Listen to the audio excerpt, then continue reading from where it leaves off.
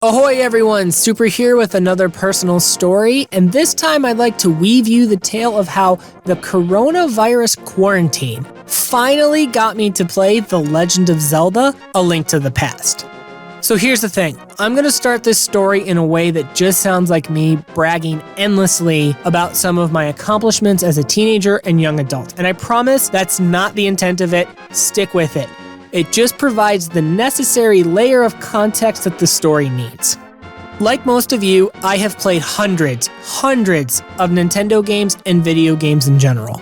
I love Zelda. I think everybody out there has at least one Zelda game that they really like. It's a great series of wonderful quality. I've been a part of the Nintendo community trying to provide content for years.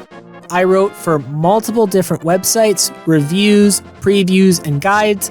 I had 3 to 4 websites that I ran with me and my friends. In fact, if you go to Mario Wiki or a bunch of other sites, so much of that information is populated with the stuff that we created. Throughout that time, I have played so many Nintendo games that I didn't even want to play that I had to experience for those projects. But the one that has always avoided me, that elusive title that I just couldn't get into was, well, you read the thumbnail, you know what it is. It's Zelda: A Link to the Past. Okay, so here's the thing. Yeah, I know how important A Link to the Past is to the overall Nintendo and gaming fabric. I get that. But there is something about A Link to the Past that I can't get past, and I don't know what it is, but I have tried this game so many times and can't finish it. I just can't. Here's the thing. My love for Zelda started with Ocarina of Time. I played A Link to the Past for a couple of minutes as a kid when my friend rented it from Blockbuster, but I always grew up with the series in 3D. It was never a 2D series for me. Yes, I was aware of it all because I played a little bit of it, but still, my love for Zelda is deeply rooted in 3D, with Ocarina of Time being the starting point. Everyone has always told me, hey, you love Ocarina of Time, go play A Link to the Past. It's basically Ocarina of Time in 2D. One of my good pals, who we call JJ, has been one of those people who has especially pushed me on playing A Link to the Past. I tried it when the Game Boy Advance remake came out, but to be honest, Four Swords was way more interesting. I had a lot more fun with that. I bought it on the Wii Virtual Console and tried 3 separate times to play it.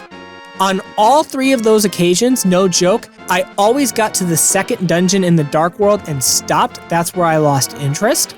I bought it again on the 3DS Virtual Console eShop when they finally added Super Nintendo games, and even there, I couldn't even get to the Dark World. I just got bored with it.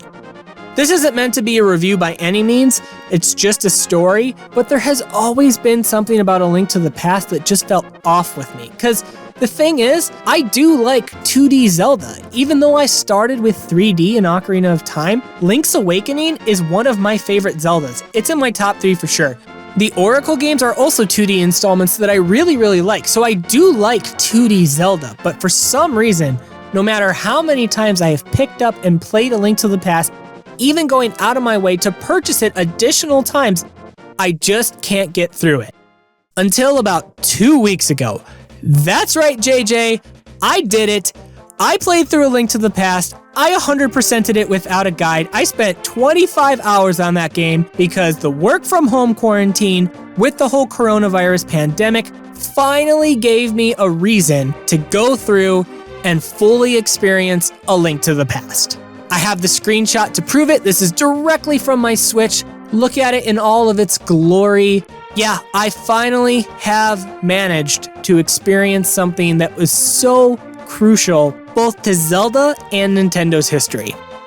And guys, I don't mean that to make fun or light of the whole coronavirus pandemic situation. It's just that, hey, I had a lot of time on my hands now that a lot of my work projects stopped.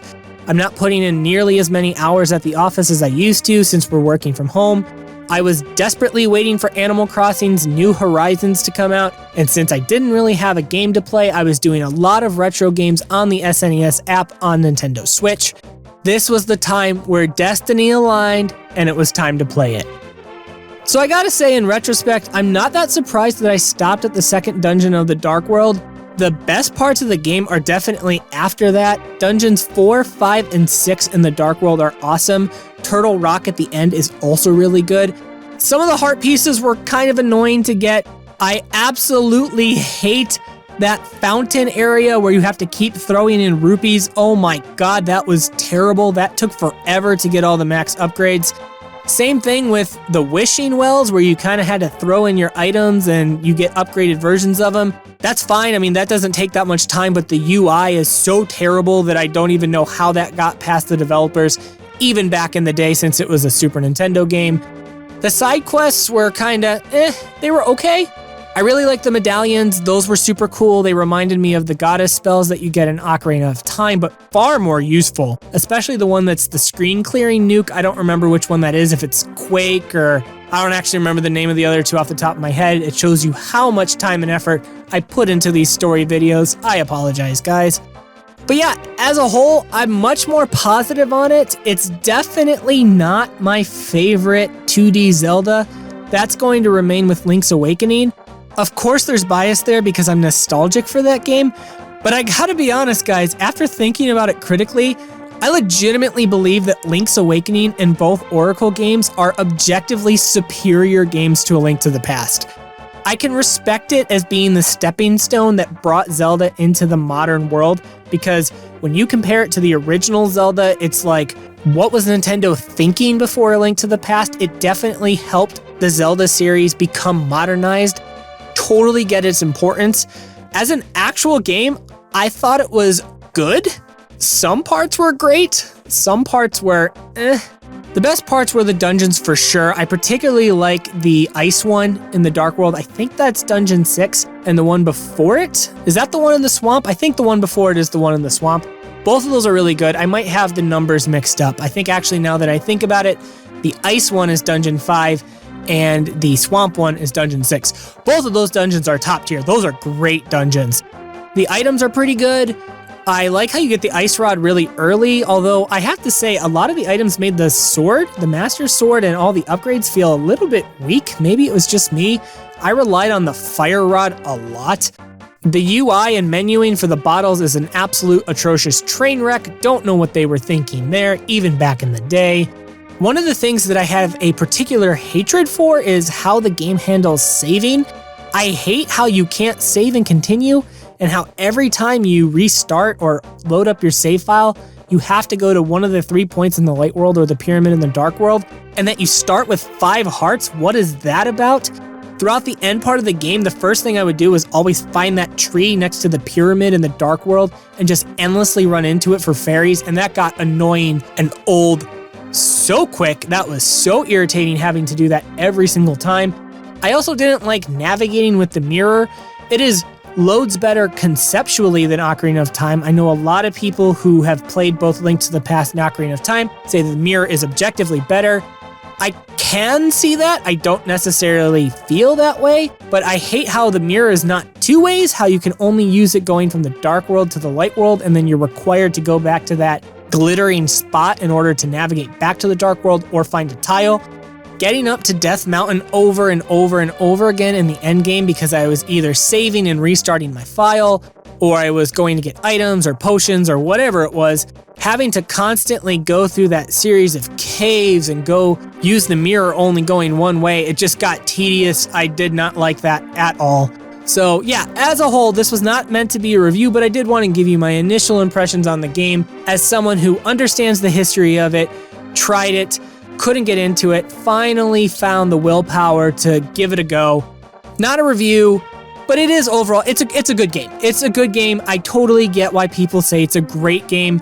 I don't actually think that even back in the time it could be called a masterpiece game. I don't think it was ever at that level from what I've played. And yeah, I know the response, yeah, how would you know? You didn't play it back in the day. There's a lot of other old games, Super Nintendo games, PlayStation 1 games. There's a lot of old games I played years after they came out that I completely considered to be that masterpiece tier. This is not one of them. And maybe it's just not for me. Feel free to disagree with that. That's totally fine. Maybe this was just not the 2D Zelda for me.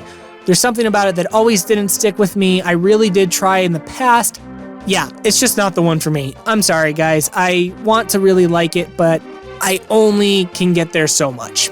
I really went in with a positive attitude, and I did find a lot of things to like, but yeah, at the end of the day, it's a good game for me, borderline on great, but that's about where it tops out.